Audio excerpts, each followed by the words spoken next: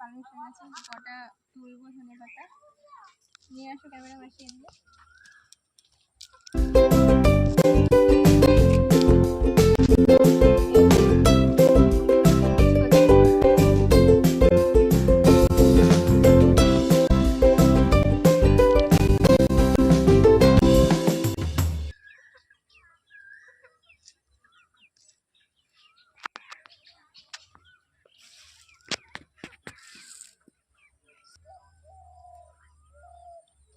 তো এই যে তোলা হয়ে গেছে ধনে পাতা, আর বেশি নেব না। আর গাছের কাঁচা লঙ্কা এখন নেব। তো চলো, কাঁচা লঙ্কা ওই থেকে আছে।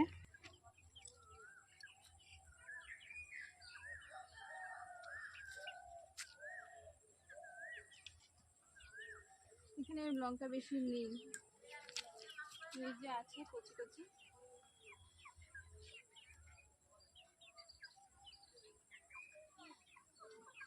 যা আছে এতেই হয়ে যাবে, আর শুকনো লঙ্কা আছে।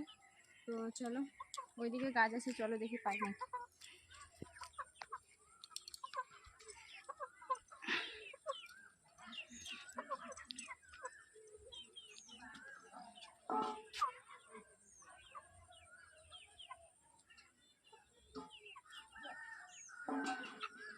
নেই, চলো যাই ওপরে, মানে ওপরে বলতে ছাদে যাব।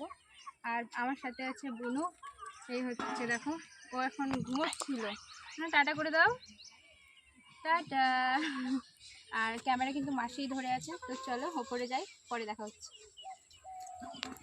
এখানে আমি শুকনো লঙ্কা, জিরে আর মরিচ করে শুকনো খোলায় ভেজে আর গুঁড়ো করে নেব। কদবেল মাখানোর জন্য ভাজা মশলা তো অবশ্যই লাগবে। আছে হচ্ছে চিনি, এখানে শুকনো লঙ্কা ভাজা আছে, এখানে আছে জিরে আর মরিচ করে গুঁড়ো ভাজছিলাম, সেটা গুঁড়ো করে নিয়ে এসেছি। এখানে আছে একটা কাঁচা লঙ্কা, আর এখানে আছে ধনে পাতা কুচোনো, আর এখানে আছে লবণ।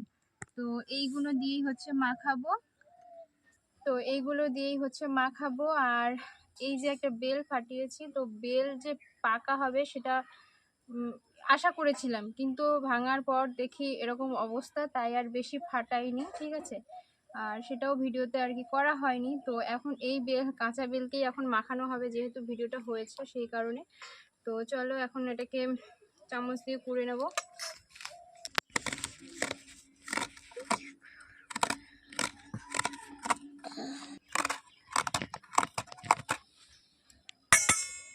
কুড়েছে, এখনো আছে, সেটা কুড়া হবে।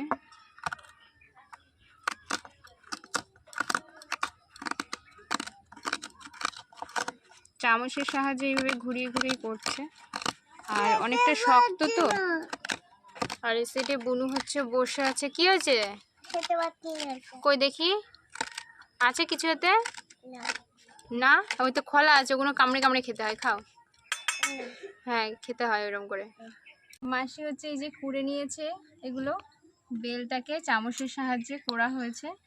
আর এখানে এই যে সমস্ত যেগুলো আছে, আর এই যে এক্সট্রা এখানে আমার সেই দিকে নিয়ে আসো, এই যে এখানে আছে জিরে গোলমরিচের গুঁড়ো, এখানে আছে লবণ, চিনি অল্প অল্প সামান্য আছে। আসলে ব্যাপারটা হচ্ছে ঢালাই করে প্রথমে নিয়ে এসেছিলাম, তো সেই জন্য অল্প অল্প করে এখানে রেখে দিয়েছি, কতটা কি লাগে। তো চলো প্রথমে এখানে কাঁচা লঙ্কা কেটেছিলাম সেটা দিয়ে দিচ্ছি, আর দিয়ে দিচ্ছি একটু ধনে পাতাটা একটু বেশি করেই দিচ্ছি। আর এখানে দিয়ে দিচ্ছি গোলমরিচের গুঁড়ো, একটু উলট পালট হয়ে যাচ্ছে, চিনি, আর এই লবণটা পুরোটাই দিয়ে দিচ্ছি, সবটাই হাতের কাছে আছে। আর একটা শুকনো লঙ্কা দিয়ে দেবো। তো এই সব জিনিসগুলো দিয়ে এটাকে মাখবো।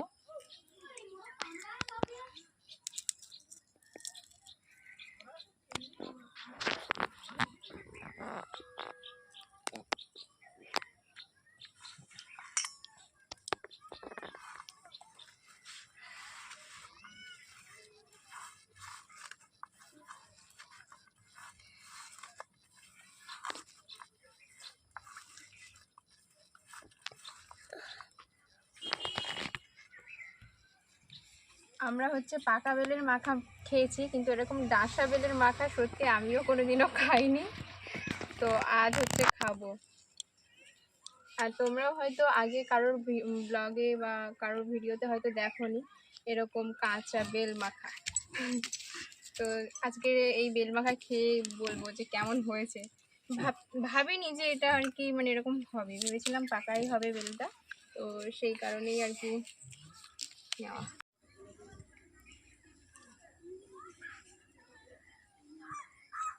তো মাখানো আমার হয়ে গেছে, আর বুনুকে একটু দিই টেস্ট করে দেখি কেমন হয়েছে। ধর খাও খাও।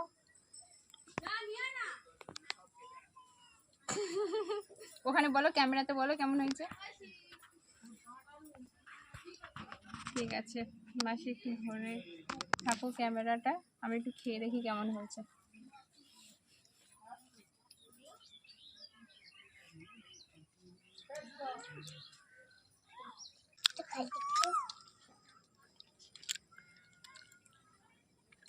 খুব সুন্দর হয়েছে খেতে, একটু কষা কষা লাগছে, মিষ্টি আছে, টক লাগছে, একটু ঝাল ঝাল আছে, বেশ ভালো লাগছে, পুরো একদম দারুণ।